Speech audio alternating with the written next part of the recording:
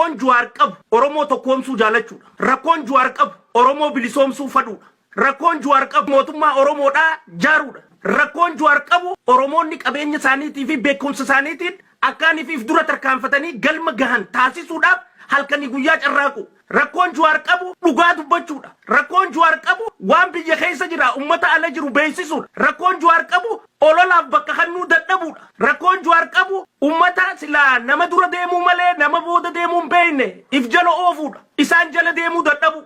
Isaan if dura aansu. Rakkoon Jawaar qabu cicha waada waan ummata seen irratti haga lubbuun isaa wareegamtuu fi hanga kaayoon isaa galma geessu irra cichuudha. Kana rakkoon Jawaar.